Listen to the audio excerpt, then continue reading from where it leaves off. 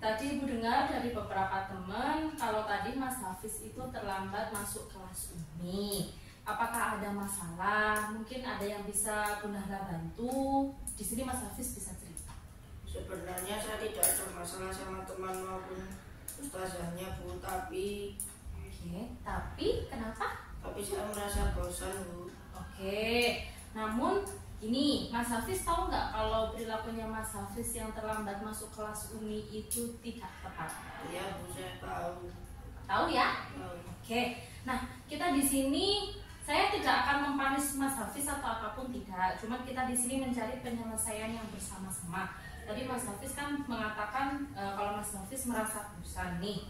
Nah, di sini kita akan memperbaiki situasi yang tidak tepat, yaitu Mas Hafiz merasa bosan dan akhirnya terlambat masuk kelas Umi. Nah, Ibu mau bertanya, apakah Mas Hafiz itu yakin kamu melakukan hal tersebut? Pasti ada alasannya kan? Nah, dan semua orang pasti pernah nih merasakan titik bosan ketika Umi. Bener apa tidak? Iya. Nah, ini Bunda Hala tahu kalau Mas Hafiz itu anaknya adalah anak yang jujur.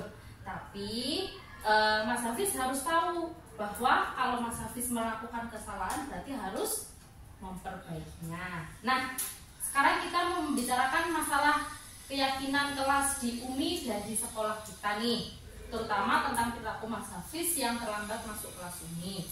Apa yang Mas Hafiz percayai dan bagaimana yang harusnya atau yang ditunjukkan dalam perilaku Mas Hafiz?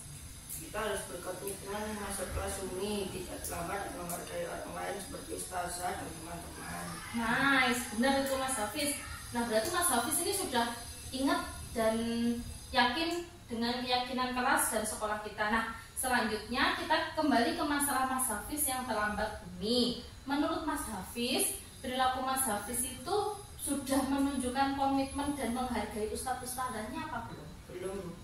Kalau belum, kira-kira nih apa yang Mas Hafiz bisa lakukan untuk memperbaiki semuanya?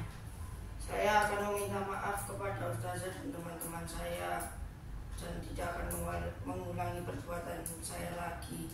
Tapi sudah paham ya dengan perbuatan Mas Hafiz ini yang kurang tepat? Sudah. Alhamdulillah. Nah, setelah ini silahkan Mas Hafiz kembali ke kelas Umi dan melakukan apa yang Mas Hafiz rencanakan. Nah, gini Mas, Bunda Hala ini percaya bahwa salah satu tugas siswa ini adalah belajar, benar kan ya?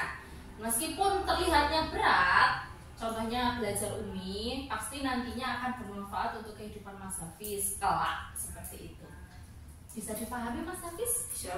Terima kasih. Setelah ini bisa kembali ke kelas Umi ya.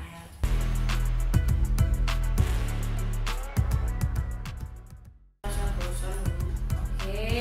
Namun ini Mas Hafiz tahu nggak kalau perilakunya Mas Hafiz yang terlambat masuk kelas Umi itu tidak tepat? Iya, Bu, saya tahu. Tahu ya? Tahu. Nah, kita di sini saya tidak akan mempanis Mas Hafiz atau apapun, tidak. Cuma kita di sini mencari penyelesaian yang bersama-sama. Tadi Mas Hafiz kan mengatakan kalau Mas Hafiz merasa bosan nih. Nah, di sini kita akan memperbaiki situasi yang tidak tepat, yaitu Mas Hafiz merasa bosan dan akhirnya terlambat masuk kelas Umi. Nah, Ibu mau bertanya, apakah Mas Hafiz itu yakin kamu melakukan hal tersebut? Pasti ada alasannya kan? Nah, dan semua orang pasti pernah nih merasakan titik bosan ketika Umi. Benar apa tidak? Nah, yang terlambat masuk kelas Umi.